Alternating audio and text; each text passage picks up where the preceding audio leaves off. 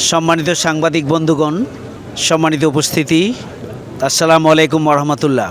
আপনারা ইতিমধ্যে জানতে পেরেছেন যে শরীয়তপুরের জেলা সদর হসপিটালে ডক্টর নাসিরের ওপরে নৃশংসভাবে নির্মমভাবে হামলায় ঢাকা মেডিকেলের আইসিইউতে ভর্তি আছেন। তাকে আমরা দেখার জন্য এসেছিলাম। আমরা দেখেছি, ডাক্তারের সাথে কথা বলেছি, পরিবারের সদস্য, তার ওয়াইফ নিজেও ডাক্তার, আমরা তার সাথেও কথা বলেছি। কিছুটা ঝুঁকিমুক্ত হলেও এখনও তিনি এই অবস্থাটা কাটিয়ে উঠতে পারেননি। এখনও তিনি আইসিইউতে অবস্থান করছেন।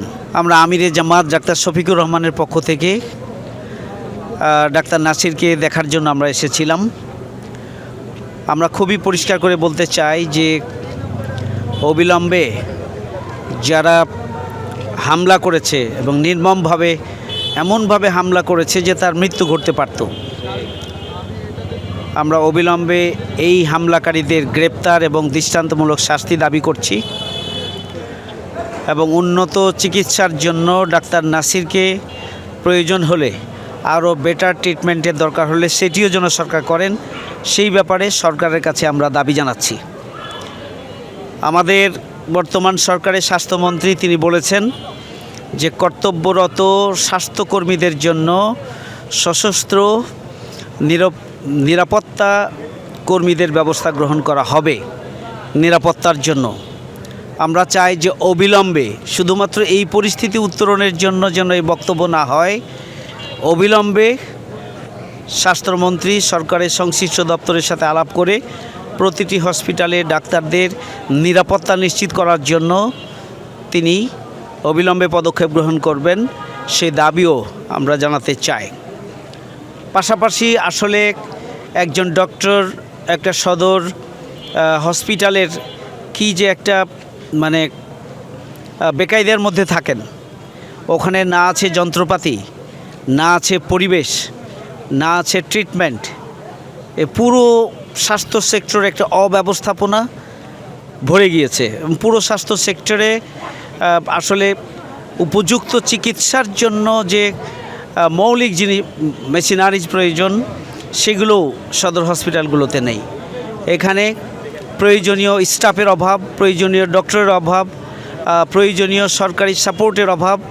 এবং আমরা সংসদে আমরা দেখেছি যে প্রত্যেকটি জেলা থেকে হসপিটালগুলোর এই বেহাল অবস্থা থেকে হসপিটালগুলোকে মুক্ত করার জন্য আমরা দাবি করেছি এবং বিভিন্ন জাতীয় সংসদ সদস্যবৃন্দ তারা কথা বলেছেন। হসপিটালগুলো এমন একটা অবস্থানে হসপিটালগুলো আছে, আসলে বেটার কোনো ট্রিটমেন্ট দেওয়ার পজিশনে হসপিটাল নেই। সেখানে একজন ডাক্তার তিনি কি করবেন, তিনি কী বা করতে পারবেন? এরপরও শরীয়তপুরের সেই মেডিকেলের কর্মকর্তা তিনি পরিষ্কারভাবে রোগীর অবস্থা জানিয়েছেন এবং রোগীকে রেফার করতে হবে, ঢাকায় নিয়ে আসতে হবে উন্নত চিকিৎসার জন্য, এটি বলেছেন। কিন্তু পরিবারের পক্ষ থেকে তারা এটি নিয়ে আসার জন্য, রোগীকে ঢাকায় নিয়ে আসার জন্য তারা সম্মত হয়নি। তারা লিখিত বন্ড দিয়ে তারা ওই হসপিটালে রোগী রেখেছেন। তাহলে এই হসপিটালের বা হসপিটাল কর্তৃপক্ষের, বিশেষ করে এই ডক্টরের কী বা করার ছিল? কিছু করার ছিল না। এই অবস্থায় ডক্টরকে নিরীহ পেয়ে তার উপরে হামলা করা এবং এখানে একটা অনাকাঙ্ক্ষিত পরিস্থিতি তৈরি করা এবং হামলা করে তার জীবন মৃত্যুর দিকে তাকে ঠেলে দেওয়ার যে একটা অসৎ উদ্দেশ্য, এটি কোনোভাবেই কাম্য নয়, কোনোভাবেই গ্রহণযোগ্য নয়। আমরা তার তীব্র নিন্দা এবং প্রতিবাদ জানাচ্ছি এবং অবিলম্বে এইসব সন্ত্রাসীদেরকে গ্রেপ্তার করে উপযুক্ত আইনের আওতায় নিয়ে আসার জন্য আমরা সরকারের কাছে দাবি জানাচ্ছি। আমরা দোয়া করছি যে অবিলম্বে স্বাস্থ্য মন্ত্রণালয়ের পক্ষ থেকে আমাদের ডক্টর নাসির তার সুচিকিৎসার জন্য ফলো আপ যেন সরাসরি স্বাস্থ্য মন্ত্রণালয় থেকে করা হয় এবং চিকিৎসার জন্য যা প্রয়োজন তার সবটা যেন করা হয়, আমরা সেই দাবি জানাচ্ছি। এবং সাথে সাথে আমরা সরকারের কাছে এও দাবি জানাচ্ছি যে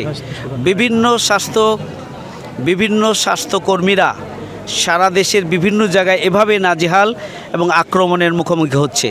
এই জন্য স্বাস্থ্য সুরক্ষা আইনের প্রয়োজনীয় সংস্কার করে কার্যকর পদক্ষেপ যদি গ্রহণ করা হয় তাহলে আগামী দিনে হয়তো এই পরিস্থিতি নিয়ন্ত্রণ করা সম্ভব হবে। আমি আশা করি যে স্বাস্থ্য মন্ত্রণালয় এই ব্যাপারে বিশেষ উদ্যোগ গ্রহণ করবেন। তা না হলে আসলে ডাক্তাররা যদি একদিন কর্মবিরতি দেন তাহলে সারা দেশে যে পরিস্থিতি তৈরি হবে, এই পরিস্থিতি কিন্তু সামলানো কঠিন।